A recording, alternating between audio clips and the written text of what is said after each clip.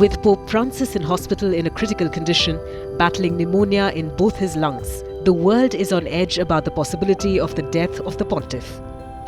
Pope Francis's health has been ailing for a while now, and last year he had approved a stripped-down funeral for himself.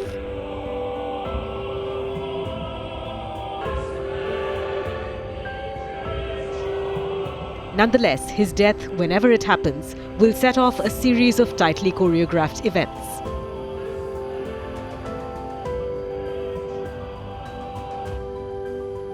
It is traditionally the job of the Camerlengo, who is a senior Vatican official, to confirm the death of a pope. Currently, that position is held by Irish-born Cardinal Kevin Farrell.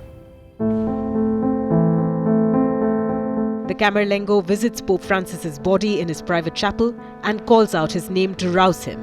When the pontiff does not respond, his signet ring is defaced or destroyed, signifying the end of his reign, and the papal apartments are sealed off. The Camerlengo informs the College of Cardinals, which is the governing body of senior church officials, that the Pope has died. Then his death is announced to the world in a Vatican statement.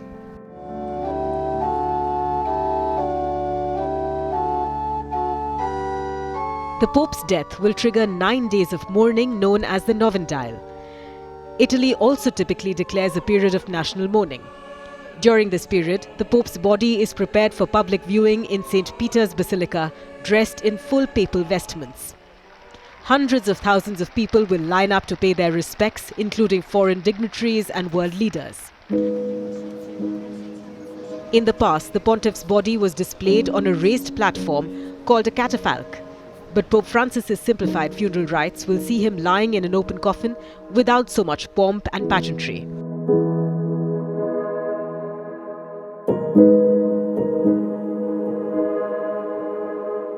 Traditionally, popes are buried in the Vatican grottos beneath St. Peter's Basilica. But Pope Francis decided to break from this tradition. He expressed his wish to be buried in Santa Maria Maggiore Basilica in Rome, which is one of his favorite and most visited churches.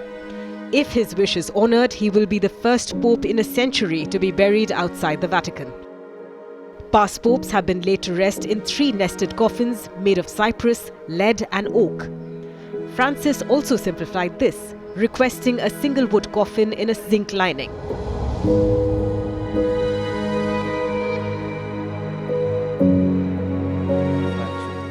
Two to 3 weeks after the funeral, the College of Cardinals will gather in the Sistine Chapel to elect a new pope in what is known as a conclave. Only cardinals under the age of 80 are eligible to vote. The electors cast their votes in secret, placing their ballots in a chalice atop the altar. A candidate must secure 2/3 majority to be declared the new pope. If no clear winner emerges, multiple rounds of voting takes place.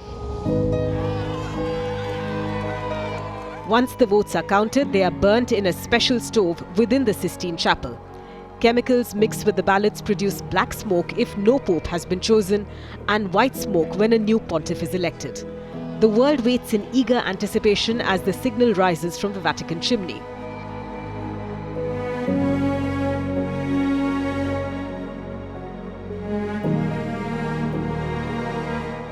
Then the chosen cardinal is asked if he accepts the position.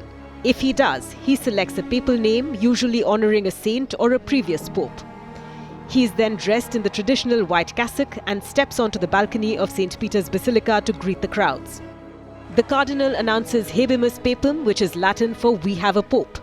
The new pontiff then delivers his first address, setting the tone for his leadership of the world's 1.3 billion Catholics.